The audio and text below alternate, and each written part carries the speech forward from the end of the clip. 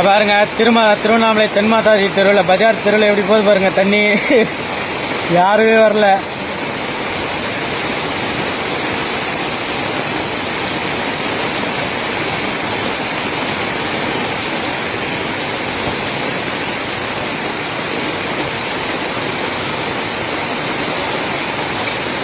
அதேமா கடல் மாதிரி போகுது பாருங்க.